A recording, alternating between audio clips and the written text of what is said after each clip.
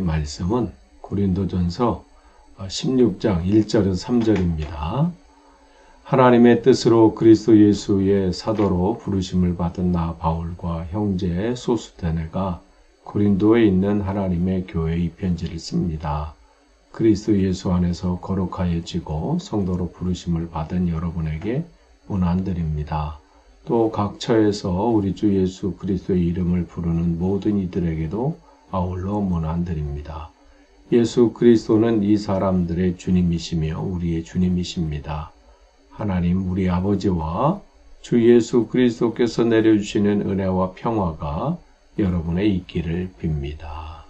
아멘. 아까 말씀드린 대로 우리가 이제 오늘 고린도전서 전체를 이제 한번 요약하고 이제 고린도전서 새벽 기도의 시간에 이제 고린도전서를 이제 마칠 텐데요. 이 고린도전서는 바울이 이 3차 전도 여행 하는 가운데 그 에베소에서 머물러 있을 때에 지금 고린도 교회에게 보낸 편지예요. 고린도 교회는 바울이 2차 전도 여행 때 세운 교회이지요. 그 교회에 여러 가지 문제가 있다는 소식을 또 듣고 그 소식을 그냥 있어서는 안 되겠다 생각을 해서 그들의 교회 안에 일어나고 있는 여러 가지 문제들을 하나하나 이제 점검하고 또 그러면서 그 부분에 대해서 알려주고 또 대안을 제시하고 그러면서 이제 어떻게 하는 것이 바로 교회가 세워지는 것인지를 이제 이 고린도 교회에게 성도들에게 알려주고 있죠. 우리가 쭉 이 지난 시간 속에 살펴본 대로 이 고린도 교회 안에 참 문제가 많았어요. 그 안에서 이제 다툼들이 있었죠. 그래서 1장서부터 4장 그 내용 안에서는 교회 안에 이런 다툼들이 있었잖아요. 나는 바울파다, 나는 아볼로파다, 나는 베드로, 게바, 즉 베드로파다 하면서 파당이 지어졌어요. 그런 것을 이제 소식을 듣고 바울이 어떻게 해서 사람이 교회 중심이 되냐? 교회의 중심은 내가 세운 바울도 아니고 무슨 지금 목회하고 있는 아볼로도 아니고 또 베드로도 아니고 누구도 아니다. 오직 예수 그리스도다. 교회의 주인은 사람이 아니다. 그걸 분명히 한 거예요. 교회의 주인은 목사도 아니고 교회의 어떤 리더십도 아니고요. 오직 예수 그리스도입니다. 그 부분을 확실하게 한 거예요. 이게 흔들리면요, 교회에 문제가 생겨요. 어떤 사람이 주인이 되고 중심이 되고, 그렇게 되면 그 교회는 무슨 숫자가 많고, 건물이 대단하고, 자랑할 것이 외적으로 많아도요, 아무것도 아닌 거예요. 그럼 그냥 동호회나 마찬가지 동호회. 바울은 그 부분을 분명하게 우리에게 말씀해 줍니다. 또한 5장에서 7장 이 내용 안에서는 교회 안에 거룩함을 상실했어요. 그러니까 음란한 문제들, 음행에 관한 문제들 이러한 부분들을 교회가 그 정도야 괜찮지 않나? 그러면서 세상 사람들이 살아가는 그런 방식들이 그냥 그대로 교회 안에 들어와서 세상의 사람들이나 교회 안에 있는 사람들이나 별반 다를 바 없는 그런 상황이 돼버린 거예요. 또 어떤 문제 가지고 톡하면 세상 문제 법정에서 고소 고발이 난무하고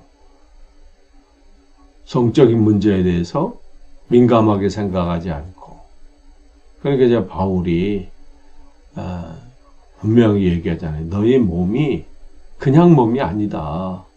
주님께서 거하시는 성전인 줄 왜 알지 못하느냐.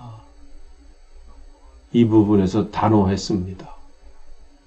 그러니까 세상에 가서 세상과 단절해서 살라는 게 아니에요. 그냥 세상을 떠나서 무슨 산 속으로 들어가고 굴 속으로 들어가고 무슨 기도원 안에 들어가서 그냥 살라는 얘기가 아니라 세상 속에서 하나님의 뜻을 분명히 기억하고 그 뜻을 붙잡고 그렇게 살라는 거예요. 구별된 삶을 살라고 분명하게 전해줍니다. 우리가 이제 되돌아볼 필요가 있죠. 우리는 어떠한가 지금 세상의 방식이 내 삶을 주장하고 있는가? 나는 지금 세상에서 빛과 소금의 역할을 감당하고 있는가? 아니, 빛이 꺼져 있는데도 알지 못하고 마치 비치는 것처럼 착각하고 있는 것은 아닌가? 되돌아봐야죠. 또한 8장에서 10장에서는 우상 제물에 관한 부분들을 이야기하면서 그들은 자기들은 이 부분에 대해서 잘 알고 있다는 거죠. 성경에 대한 것도 그렇고 우리가 알아서 다 안다. 그리고 우리에게 예수님으로 인해서 죄사함을 받고 우리는 하나님의 자녀가 됐으니까 우리는 모든 것에서 자유하다. 이게 뭐 잘못된 게 아니라 이 육신의 몸은 아무것도 아니다.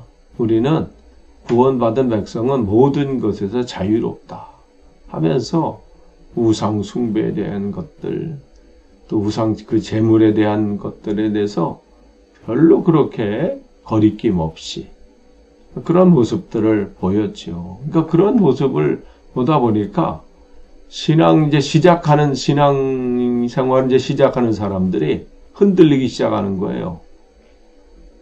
왜 저분들은 왜 저렇게 행동하지? 왜 저렇게 하지?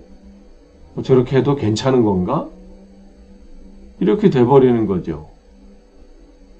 그때 바울을 통해서 하나님께서 분명히 말씀하시죠. 믿음이 강한 자는 내가 모든 걸 다 할 수 있지만 그러나 그 연약한 자를 위해서 어떻게 해요? 그것을 내가 멈추는 것.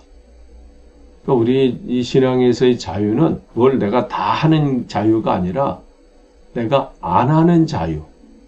할 수 있음에도 불구하고 그것을 하지 않는 자유. 그래서 연약한 자를 배려하고 자유보다는 사랑을 더 내라고 권리보다는 덕을 세우는 것을 우선으로 하고 이러한 부분들을 이제 바울이 그 성도들에게 전하죠. 또한 11장에서 이제 14장 이 부분은 은사에 관한 부분들이에요. 11장에서 14장은 은사에 관한 부분들. 참 이 고린도 교회가 많은 은사들을 하나님께서 허락하신 그 교회예요. 근데 그 중에서 이 방언을 하는 사람들이 이 교회 문제였어요. 대표 기도하는데도 그 안에서 이제 이 방언으로 막 하는 거예요. 그러니까 교회에 와서 예배하는 사람이 뭔 소리인지 모르잖아요. 저 대표 기도하는 사람이. 그런 부분 때문에 또 그런 것들을 오히려 이 못하는 사람을 뭐 영적으로 뭔가 부족하다 뭐 이렇게 판단하고 비교하고 그런 상황들이 교회 안에 벌어지는 거예요. 그러니까 바울이 그것을 보면서 단호하죠. 은사는 인간의 사람들이 자랑거리로 하나님 주신 것이 아니라 하나님의 목적하시고 계획하신 하나님의 교회를 세우는 그 덕을 세우는 데 사용되시게 한 거지 그게 무슨 자기를 자랑하고 드러내고 또 못하는 사람을 우습게 보고 저 사람이 영적으로 뭔가 부족하다 이렇게 하는 것 만약에 그렇게 한다면 그거는 울리는 하여간 시끄러운 꽹과리에 불과하다. 그렇게 단호하고 그냥 분명하게 얘기하죠.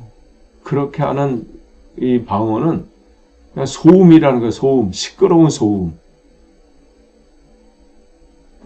분명하게 그러면서 모든 것은 어떤 은사든 그게 방언이든 예언이든 뭐 섬김이든 또 말씀이든 전도든 하여간 은사들이 하나님 우리에게 모두에게 각자에게 우리가 뭐 크냐 작으냐 이게 중요하냐 아니냐 이거 인간의 우리들의 판단이고 하나님께서는 모든 것이 합력해서 선을 이루도록 우리에게 하나님의 은혜를 골고루 주셨잖아요.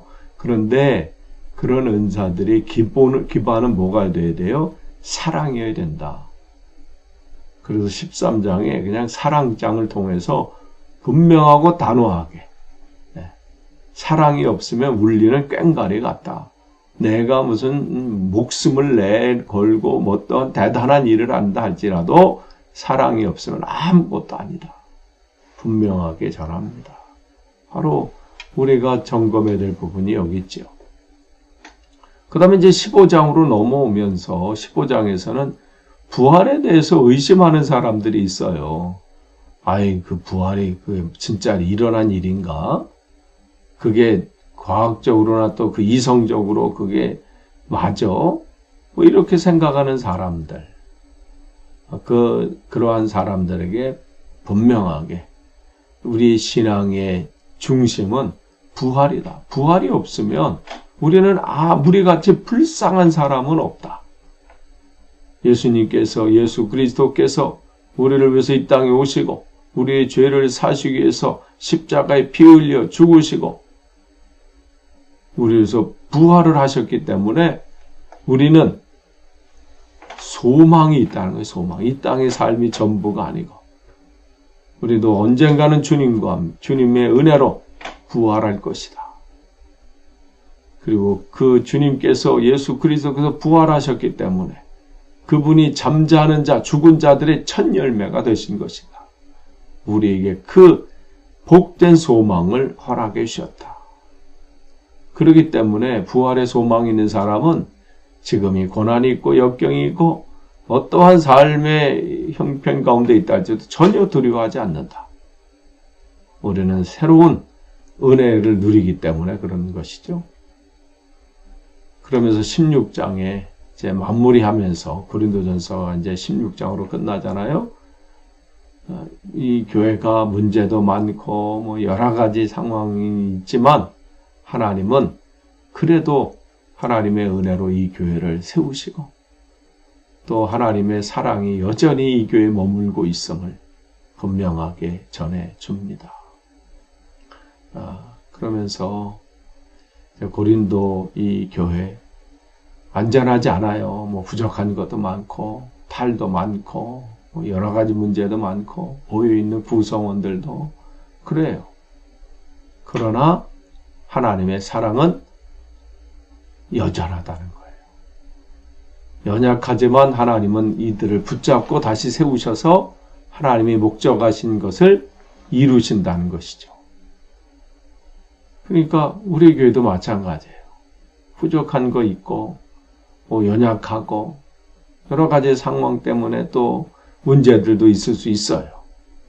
그러나 주님의 사랑의 눈길은 여전히 우리 가운데 있으시고 또 우리 교회를 통해서 하나님이 계획하신 일들을 또 우리에게 감당할 수 있도록 여건도 허락해 주시고 감당할 수 있는 힘과 상황도 허락해 주실 것이죠.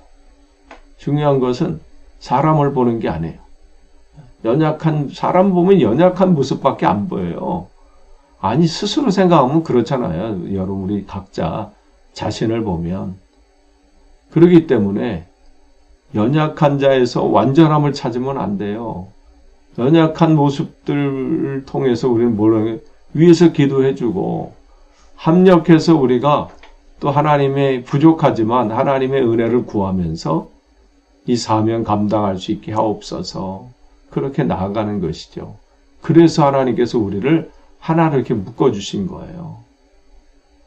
그래서 오늘 우리 교회가 또 고린도 교회가 그 사명을 감당한 것처럼 또 우리 교회도 이 시대에 하나님께서 맡겨주신 귀한 사명 감당하기를 축복합니다. 기도하겠습니다. 주님, 우리 교회가 또 고린도 교회처럼 부족하지만 또 주님의 은혜로 세워지는 또 주님께 쓰임받는 또 교회가 되기를 바랍니다. 하나님께서 교회를 세우셨을 때는 분명한 계획과 목적이 계셔서 세우셨사오니 하나님 채싱턴에 세우신 우리 교회가 또 하나님 그 지역에서 또 이 영국 땅에서 맡겨주신 귀한 사명 온전히 감당하도록 인도해 주옵소서. 감사드리며 예수님의 이름으로 기도합니다. 아멘.